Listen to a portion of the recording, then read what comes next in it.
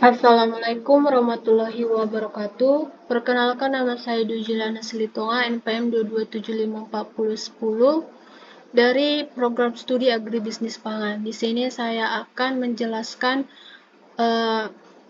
cara pengolahan data time series untuk melihat data stasioner atau tidak pada suatu data dan menggunakan metode ECM. Hal yang pertama dilakukan yaitu mencari data yang ingin diolah. Di sini data yang saya olah terdiri dari variabel Y, variabel X1 dan X2, yang dimana variabel Y adalah utang luar negeri Indonesia dalam bentuk miliar, nilai tukar rupiah atau variabel X yang mempengaruhi nilai Y pada per USD, ada cadangan devisa. Data yang kita ambil dari tahun 1995 sampai 2019. Terus kita copy. Setelah itu masuk ke views,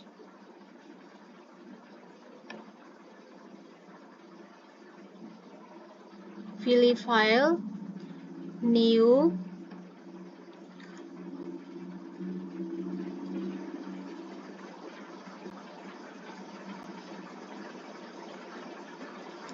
work file. Untuk work file struktur TV-nya kita tidak perlu ganti. Untuk frekuensinya kita pilih manual annual. Di sini untuk start datanya kita isi dengan data awal, yaitu tahun 1995. Untuk end date-nya itu data akhir 2019. Langsung oke.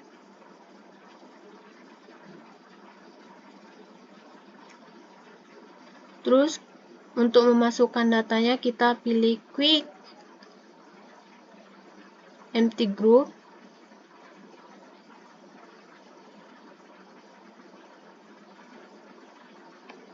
Kita copy, kita ganti 0 menjadi Y, nilai Y.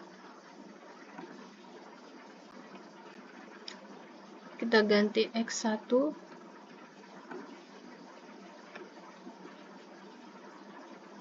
X2, terus setelah itu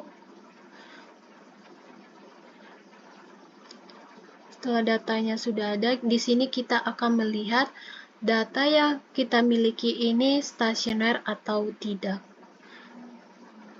Untuk dilanjutkan pengolahan data ECM, caranya itu klik kanan, open, view, unit room text, standar.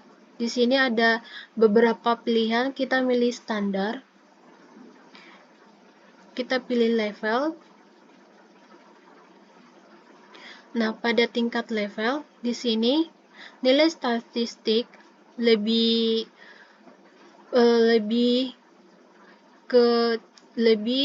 kecil dari 5%, dari level 5%, dan nilai probabilitas yang didapat 0,99,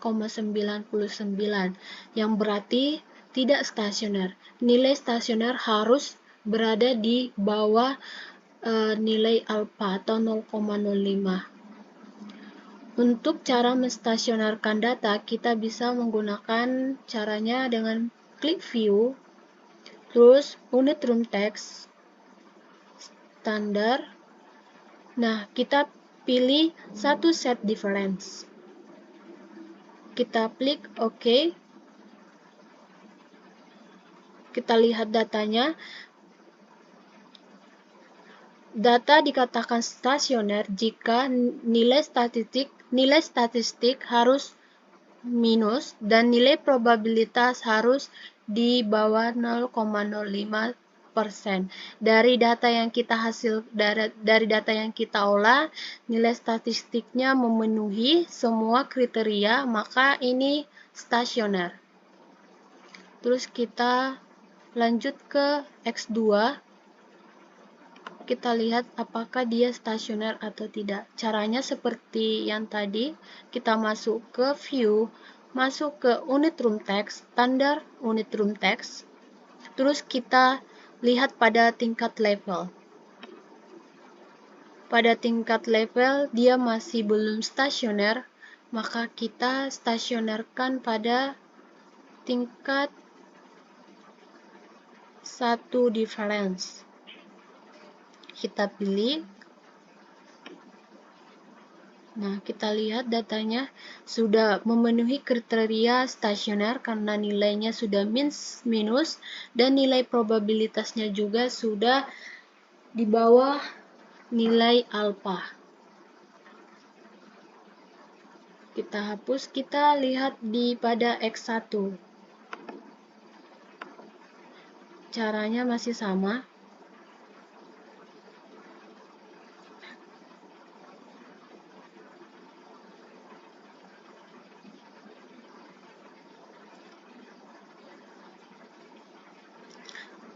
Kita pilih pada satu set difference. Untuk X1-nya stasioner karena memenuhi kriteria nilai kriteria dari stasioner. Terus karena datanya sudah stasioner, maka kita bisa melanjutkan untuk mengolah data, melihat data pada jangka panjang dan jangka pendek dengan menggunakan metode ECM. Caranya kita blok nilai Y, kita blok semua.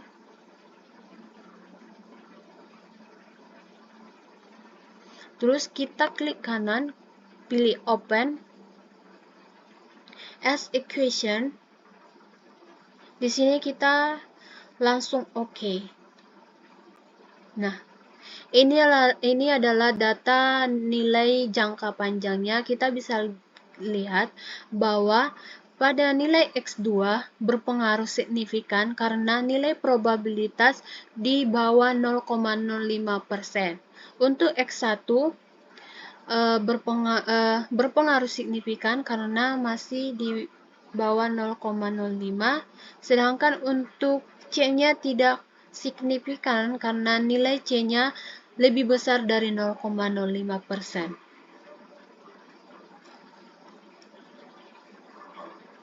Untuk melihat jangka pendek, kita masuk ke probability, kita pilih make residual series karena nilai kita series. Di sini kita ganti ECT.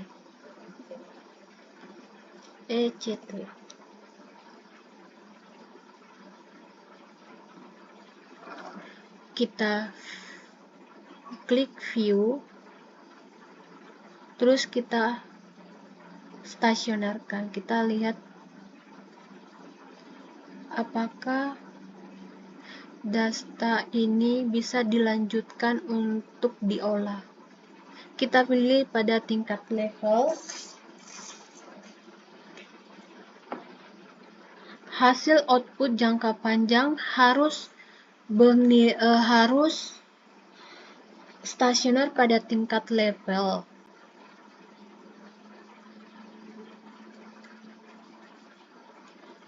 Untuk nilai jangka panjangnya kita lihat bahwa nilai statistik dan nilai probabilitas lebih besar dari 0,05 dan tidak memenuhi nilai stasioner, maka data ini tidak layak untuk dilanjutkan dalam pengolahan ECM. Namun, jika kita ingin mengolah data untuk melihat nilai jangka pendek, kita bisa mengolahnya dengan cara mengklik view,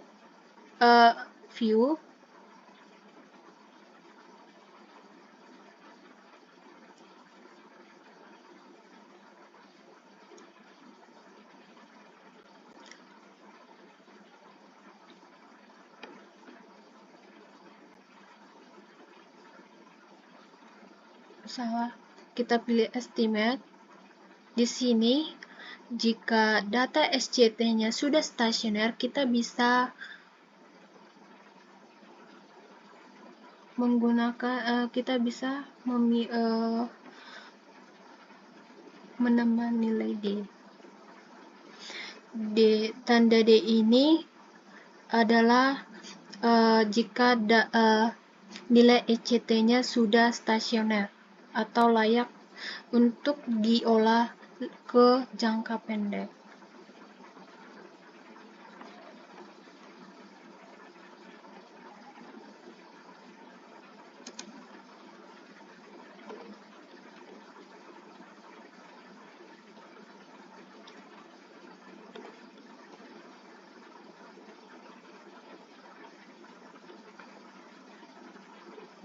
Terus kita masukkan nilai ECT yang sudah kita cari.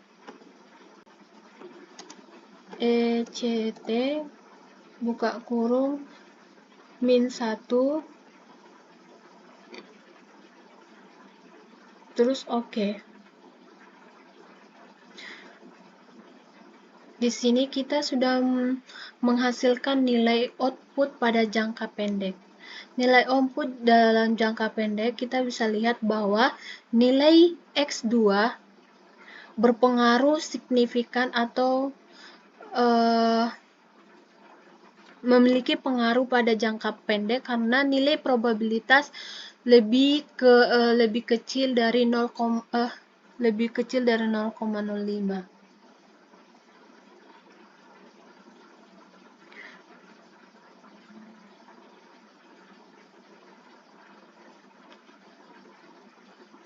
Pada data yang kita lihat bahwa nilai ECT-nya tidak berpengaruh signifikan dan X1-nya tidak berpengaruh signifikan karena lebih besar dari 0,05.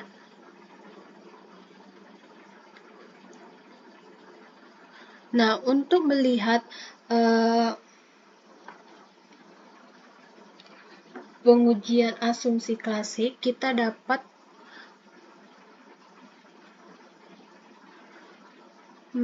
mengklik view ke pilih multikoneritas, koefisien diagnostik. Kita akan melihat asumsi multikoneritas.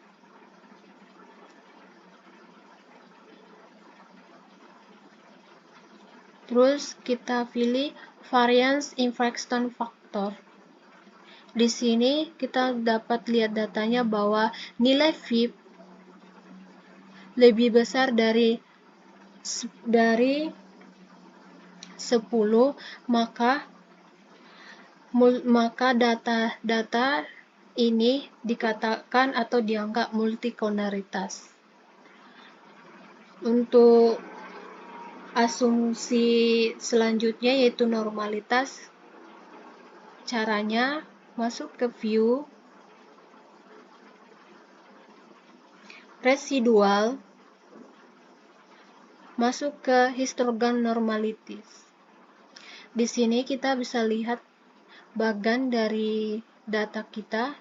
Nah, untuk melihat dia normalitas atau tidak, kita melihat dari probability-nya. Jika probability-nya di atas 0,05, maka dikatakan bebas dari permasalahan normalitas. Dari data yang kita hasilkan bahwa probabilitasnya lebih besar dari 0,05, maka data ini bebas dari normalitas. Selanjutnya kita akan melihat auto korelasi. Caranya masuk ke view,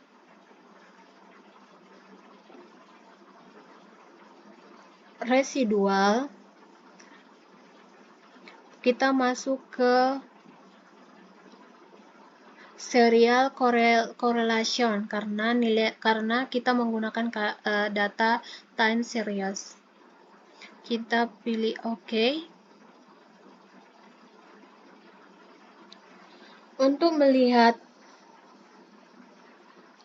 autokorelasi, kita dapat melihat pada nilai probability-nya. Jika nilai probability lebih besar dari 0,05, maka data yang kita gunakan aman atau autokorelasi. Dari data yang kita hasilkan bahwa nilai dari probabilitas kita lebih besar dari 0,05, maka data ini bebas atau aman dari autokorelasi. Selanjutnya kita akan menguji asumsi heteros, yang dimana caranya masuk ke view, pilih residual, pilih heteroskedastic text. Di sini ada beberapa tipe yang kita dapat pilih. Kita pilih bronze, pagan, Godfrey. Terus klik OK.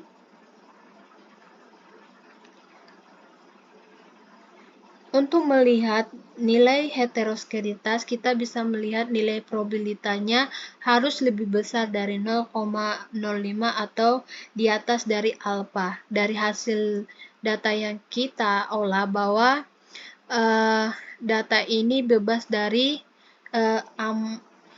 bebas atau heteroskedastic karena di atas dari nilai alpha 0,05. Inilah beberapa cara untuk melihat nilai asumsi klasi pada metode SCM. Mungkin cukup sekian cara atau pemaparan video yang saya sampaikan. Jika ada kesalahan kata, mohon dimaafkan.